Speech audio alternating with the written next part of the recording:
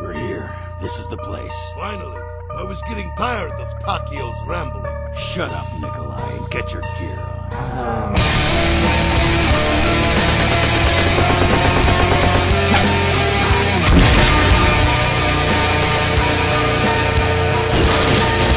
Hey everyone, welcome back to another rendition of the History of Zombies. My name is Raids, and today we're looking at one of my favorite zombies maps, Shi No Numa. Getting things started, this map goes all the way back to the summer of 2009, where at the time people began to really show interest in zombies with its unique formula and rapid expansion of features with the release of Verrückt. Fans couldn't guess what the mode would do next. To be fair, I think it's safe to say that this map lived up to the hype. Shi No Numa set the stage for the zombie story that would carry on for the next 11 years, still going to this day. Whether it's run its course is in your opinion. But nonetheless, there's a massive amount of depth with this map on all fronts, and it deserves the respect it gets. Starting off with the story, Shi No Numa takes us across the globe from the previous two maps, with it being located in a remote Japanese swamp in the Pacific. We are given an entire new set of characters who end up being the main protagonists for years to come. These characters are Tank Dempsey, Nikolai Belensky, Takeo Masaki, and most importantly, Edward Richthofen. This was the first zombies map to introduce lore-related quotes, as well as radios and objects on the map that give hints on the reason for the zombies in the first place. With this, players came to find out a significant amount of background with Element 115 and the zombie outbreak that initiated the lore of the entire zombie story. To be entirely honest, Shi No Numa didn't introduce many features, albeit some, just not nearly as big a jump from Nacht to Verrückt.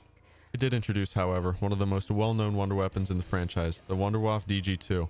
This map is also notable for introducing the Flogger Trap, which is fantastic by the way, and the first ever boss zombie round, the Hellhounds. The same 4 perks remained with this map's release, being Juggernog, Quick Revive, Speed Cola, and Double Tap, this time with no power switch, but randomly placed in the 4 corners of the map. Shi No Numa's layout was vastly different from what had been seen or what was expected from zombies at the time.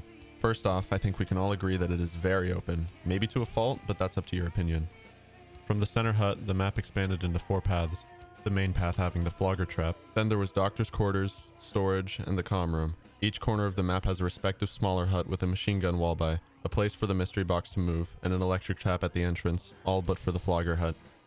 For older co-op survival strategies, this map really had it all, with the vast open space for when people would eventually catch on to the concept of hoarding, or if you played defense, you would camp in a hut with maybe an LMG, ray gun, or Wunderwaffe while activating the trap. Just like Verrückt, this map has a musical Easter egg of its own. This time you need to press the interact button on a telephone in the comm room hut 3 times. After hearing a rather eerie audio log, the Shi No Numa track, The One, begins to play. Just reminding you that the song's a banger and people need to respect it more.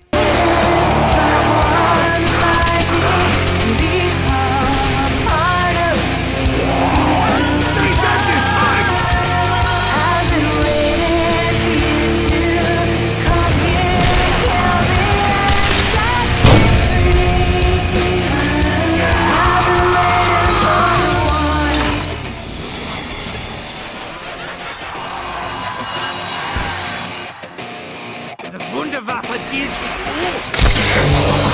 That was badass! Oh, wait in your guts, maggot son! Next, I'd like to discuss the differences in this map's renditions. Just like the previous 2 maps, Shi No Numa is playable in World at War and Black Ops 1 as part of Resurrection DLC, and in Black Ops 3 in the Zombies Chronicles DLC, but it is not featured as a section in Revelations. To be fair, I'm not sure you could just shove a swamp section into a map that's floating. Black Ops 1, of course, eventually added Mule Kick into the map, being the only perk that isn't placed in a random location, as it is always in the spawn room. They were released about a year apart, so there really wasn't any other notable differences between World at War and Black Ops 1 Shino. Of course, not including the fact that you can get to rounds about 100 times higher on World at War than Black Ops 1, but we don't need to talk about that. The big remaster to pay attention to here is Black Ops 3's recreation of the map. I just need to include in a solid statement that this remaster is absolutely gorgeous. When these maps were revealed to be in Chronicles, this is really the one that blew me away. Everyone talks about how Shangri-La is the pretty one, and yeah, I get it, but just look at this. Give it some brownie points. This version also added in some fun secrets and another Easter egg song, being Samantha's hide and seek song, along with the one still being playable. Finally, I just want to give a moment to describe how great I think this map really is. To many people, it's sort of just the growing pain between Verrückt and Durice, but I see a bit more in it. There were some added features which were cool, but this map really stands out to me. Maybe I'm the only one with this idea, but I believe this map is much scarier than Verrückt. I understand that there was a specific effort with Verrückt trying to be scary, with the sounds of past souls and just being set in an asylum, but it seems like Shi No Numa didn't even have to try to achieve this.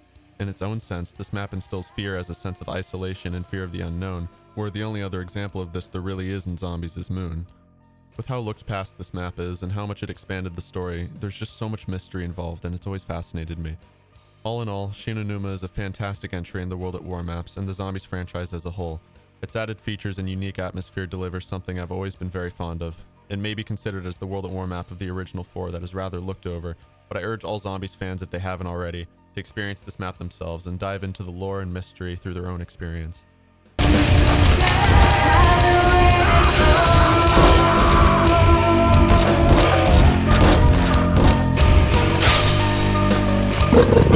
Oh, those don't sound like freak bags.